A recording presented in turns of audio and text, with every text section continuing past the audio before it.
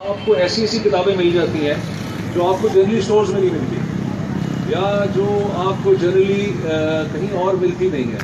تو مجھے بڑی خوشی ہو رہی ہے اور انشاءاللہ تعالی میں ابھی یہ بھائیوں سے بھی بات کر رہا تھا کہ جنید کا جو انشاءاللہ تعالی ایک میسج تھا، جو اس کے وہ سارے پروجیکٹس تھے جو کمپلیٹ نہیں ہوئے تھے، ہم انشاءاللہ تعالیٰ اس کو آرگنائز کر رہے ہیں. ایک پراپر طریقے سے اس کے سارے پروجیکٹس کو آگے لے کے چلنا چاہتے ہیں انشاءاللہ. اور اللہ کی ذات سے امید یہ ہے کہ اللہ ہاتھ تھامیں گے اور اللہ اس کے اندر مدد کریں گے. میں ویسے بہت حیران ہوتا ہوں، میں تو جنید جب موجود تھا تو میں تو 20 سے 25% کا کام جانتا جو وہ کر رہا ہے. اب جب وہ نہیں ہے تو میرے سامنے وہ اتنا سارا اس کا کام آ رہا ہے کہ جو وہ بڑی خاموشی سے کیا کرتا تھا. اور میں ریئلائز کر رہا ہوں کہ پاکستان تو اس کا چھوٹا سا پارٹ تھا، وہ تو پوری امت مسلمہ میں کہاں کیا کر رہا تھا، کیا کمٹمنٹس کی ہوئی تھی، کہاں کیا ٹیمز بنائی ہوئی تھی. اور سارا کام خدمت خلق کا، جس میں لے کے ایجوکیشن سے لے کے ہاؤسنگ سے لے کے بہت سارے کاموں میں وہ انوالو تھا. تو حیرت بھی بڑی ہوتی تھی کہ اللہ نے اس کو اپنی زندگی میں اتنی برکت دی کہ اتنی چھوٹی سی عمر میں اور اتنے سارے کاموں کو اللہ نے اس کو کرنے کی توفیق دے دی. لیکن یہ جنید کی خواہش بھی تھی. میں آپ کو بتاؤں، یہ میرا دل کہتا ہے کہ، اور میری اس سے 50 سال کی ایسوسیشن ہے. میری اب عمر 50 سال ہو گئی ہے اور مجھ سے جنید 1 سال بڑا ہوتا تھا. تو میں اس کو بچپن سے جان رہا ہوں، بچپن سے دیکھ رہا ہوں. مجھے اس کی عادتوں کا اس کی سمجھ ہے، اس کی نیچر کی سمجھ ہے.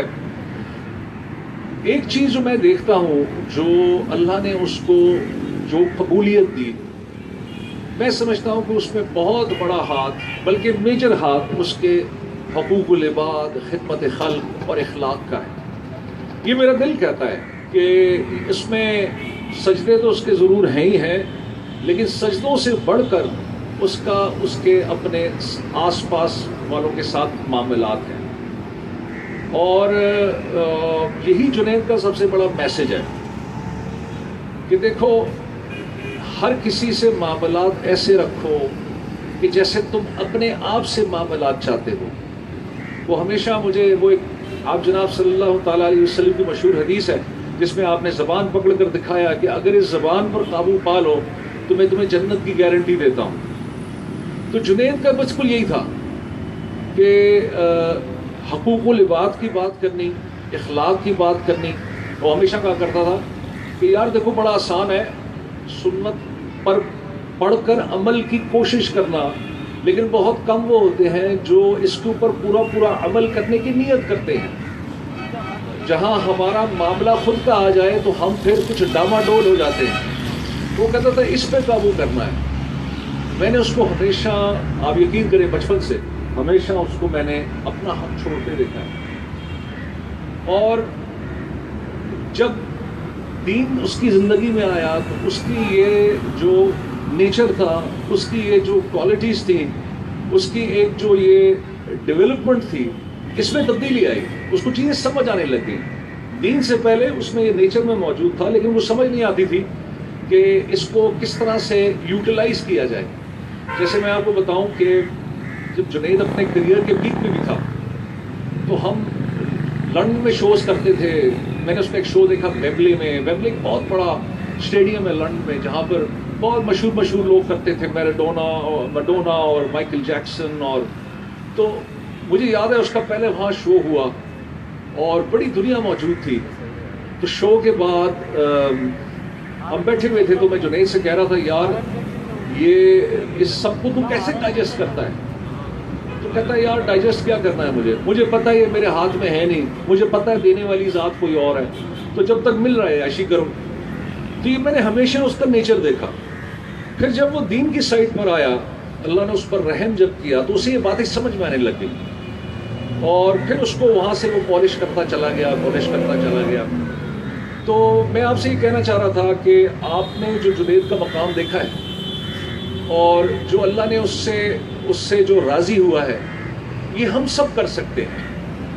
اور اس کے لیے میں سمجھتا ہوں اپنے انفرادی دین کے ساتھ ساتھ، اپنے انفرادی دین پر فوکس کرنے کے ساتھ ساتھ، اپنی عبادات پر فوکس کرنے کے ساتھ ساتھ ہمیں ایک اجتماعی طور پر حقوق العباد اور لوگوں کے معاملات پر غور کرنے کی ضرورت ہے. میرے بھائیوں، کوشش کرو کہ زبان سے کبھی کسی کے لیے گالی نہ نکلے. حدیث میں ہے، جس کا مفہوم ہے کہ انسان جو زبان سے گالی دیتا ہے تو اس کے جتنے نیک اعمال ہوتے ہیں اس کی طرف اس کے کھاتے میں ڈال دیے جاتے ہیں جس کو وہ گالی دے رہا ہوتا ہے، ہمیں پتہ ہی کوئی نہیں ہوتا. تو اسی طرح کوشش کرو اس زبان سے کسی کو تکلیف نہ پہنچے. وہ کہتے ہیں نا کہ جسم کا زخم تو ٹھیک ہو جاتا ہے، دل کا زخم بڑی مشکل سے ٹھیک ہوتا ہے. اور میں یہ ساری وہ باتیں آپ سے کر رہا ہوں جو کہ گاہے بجائے جنید ڈسکس ہم کیا کرتے تھے. ہم مذاق بھی کرتے تھے. میں کہتا تھا یار تو کیسے کرے گا یہ سارا، تو کر تو رہا ہے. کہتا نہیں یار بس نیت کی ہے، اللہ آسان کرتے ہیں. اگر میں سوچنے بیٹھ جاؤں گی یہ کیسے ہوگا تو یقین کرو مجھے نہیں پتا کیسے ہوگا، لیکن میں اخلاص سے نیت کرتا ہوں کام کی اور اللہ تعالیٰ اس کو آسان کر دیتے. تو جہاں تک اس کے پروجیکٹس کا سوال ہے، کئی تو آپ جانتے ہیں، کئی تو وہ کرتا رہا، کئی کو میڈیا نے بھی اٹھایا. اس کے علاوہ اس کے تعلیمی میدان میں کچھ پروجیکٹس تھے. ایک میں بھی بھائی سے ذکر کر رہا تھا کہ ایک وہ کوشش کر رہا تھا ایسا سیلیبس تیار کیا جائے کہ ایک پروفیشنل انسٹیٹیوشن میں، جیسے ایک میڈیکل انسٹیٹیوشن ہے یا جیسے ایک انجینئرنگ انسٹیٹیوشن ہے یا جیسے کوئی ایک فائنینشیل مینجمنٹ انسٹیٹیوشن ہے، اس میں کچھ اس طرح کی ترتیب ہو کہ اسٹوڈنٹس کو بیسک دین کی تعلیم ہو. ابھی دیکھو کیا ہوتا ہے یار، ایک بچہ مدرسے سے نکلتا ہے، ہم کہتے ہیں یار یہ دینی ہے بھائی، اس کو دنیا کا نہیں پتہ، اسے دین کی بات پوچھو. جو ایک پروفیشنل یونیورسٹی سے نکلتا ہے اس کو کہتے ہیں یار اگر اس کو دین کا نہیں بھی نہیں پتا کوئی بات نہیں، یہ سیکھ لے گا. تو ایسے کام چلتا نہیں ہے. تو یہ اس کی بڑی فکر تھی. یہاں علماء سے بات ہو رہی ہے اس پہ، یو کے میں بھی بات چل رہی ہے کہ ہم کس طرح اس کو ایک ایسا سلیبس بنائیں، جیسے آپ کی اگر انجینئرنگ یونیورسٹی ہے، آپ کے پروفیشنل سبجیکٹس ہیں، تو اس میں ایک دو سبجیکٹس کیسے ایڈ کیے جائیں جس سے آپ کی جو ایگزسٹنگ روٹین ہے وہ بھی متاثر نہ ہو اور آپ کو دین کی بیسک تربیت بھی ہو. بیسک تربیت کیا ہے؟ بیسک تربیت یہ کہ ہمیں یہ معلوم ہونا چاہیے کہ 24 گھنٹے میں اللہ کے کون کون سے احکامات ہم پر لاگو ہوتے ہیں. ہمیں یہ معلوم ہونا چاہیے کہ نماز پڑھنا کیوں ضروری ہے. ہمیں پتہ ہوتا ہے لیکن کیونکہ ہمیں وہ انوائرمنٹ نہیں ملتی، ہمیں وہ ٹاٹ ایجوکیشن نہیں ملتی، تو اس وجہ سے ہم اس کے اوپر اتنا غور نہیں کرتے. تو یہ ایک اس کا ایک پروجیکٹ ہے. آپ سب دعا کریں کہ اللہ تعالیٰ اس کو آسان کریں. ابھی اس پہ کام ہم نے شروع کیا ہوا ہے. یہ بالکل ایمبریونک سٹیجز پہ ہے، بالکل شروعات پہ ہے. اور اس کے علاوہ بہت اس کے میڈیکل سائٹ پہ بڑے پروجیکٹس تھے جس کو اب ہم گاہے بجاہے اس کو آرگنائز کرنا چاہ رہے ہیں تاکہ اس کو ایک پلیٹ فارم پہ لا کے اس کے کام کر دیں. لیکن دیکھیے سب سے بڑا جو جنید کا کام تھا نا وہ ایک تھا، وہ تھا اللہ کی دعوت دینا، لوگوں کو اللہ سے جوڑنا اور خود اپنے آپ کو اللہ سے جوڑنا.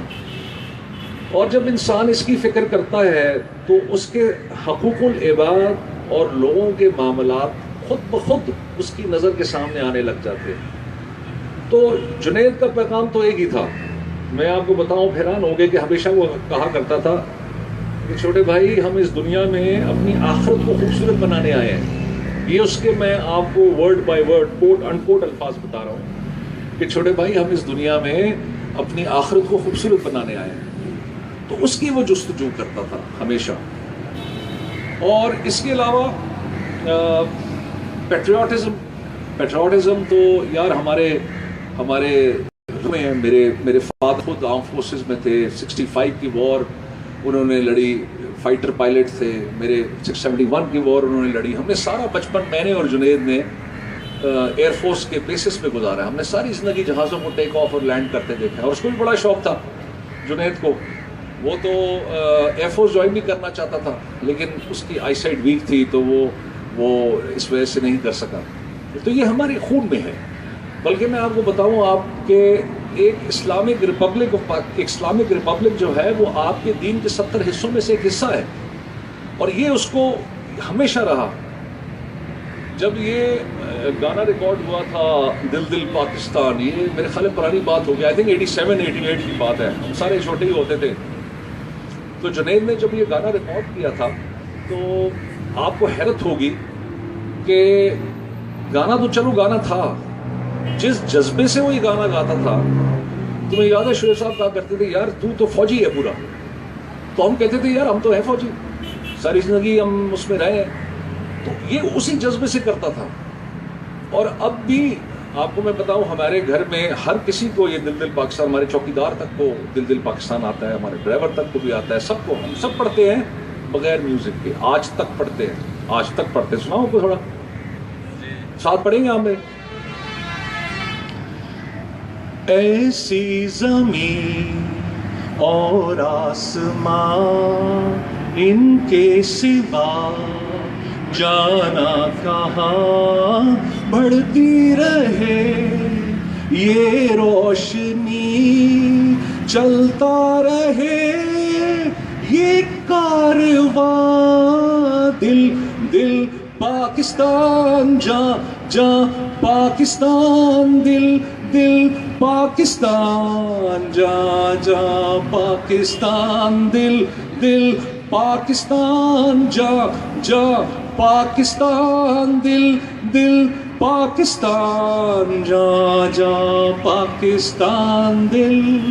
تو یہ ہمارے گھر پہ یہ جو تھا پیٹریوٹزم، اس کو ہمارے یہاں ایک دین کا حصہ سمجھا جاتا ہے. اور آپ نے دیکھا ہوگا ابھی گزشتہ دنوں جنید نے صفائی کی کمپین اٹھائی، جنید نے سڑکوں کی مرمت کی کمپین اٹھائی.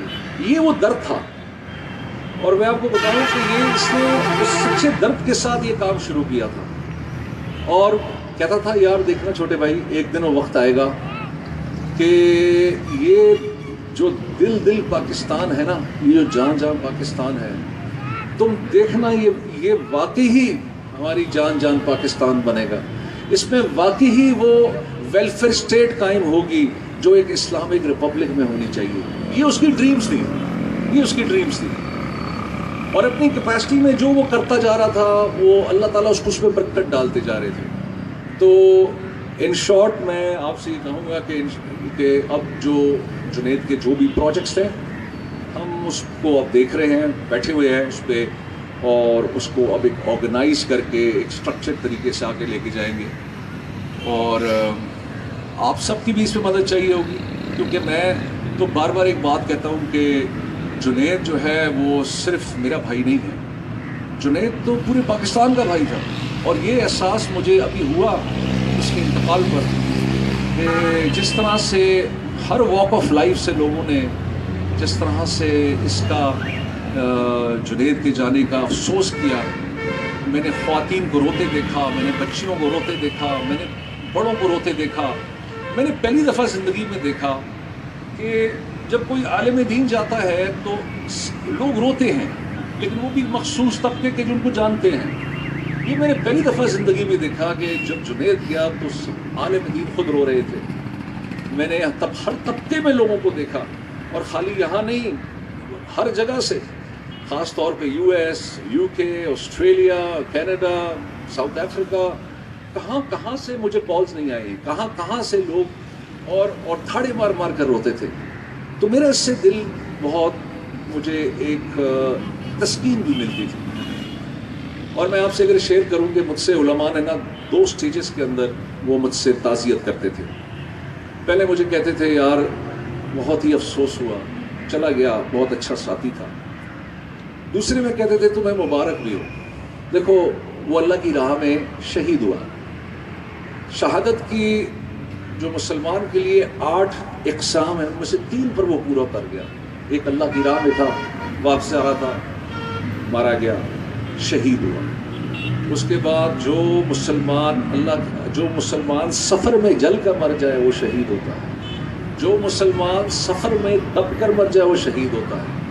تمہیں تو دیکھو اللہ نے اس کو تین مختلف اقسام کی شہادت عطا فرما دی، اور ایک شہید کا 70 رشتہ داروں کے لیے اس کی سفارش قبول ہوتی ہے. تو ایک دل کو تسکین ہوتی تھی کہ یار چلو ٹھیک ہے، ہم تو برداشت کر رہے ہیں. دیکھو اللہ جب کوئی تکلیف دیتے نا تو اللہ پھر اس کو سہنے کی بھی توفیق دے دیتے ہیں. تو بس اللہ سے دعا ہے کہ اللہ تعالیٰ آپ کو، ہم سب کو ایسے اعمال کی توفیق عطا فرمائے کہ جب ہم یہاں سے جائیں تو اللہ ہم سے راضی ہوں اور ہم اس دنیا میں کامیاب ہو جائیں. آپ کا بہت بہت شکریہ. السلام علیکم.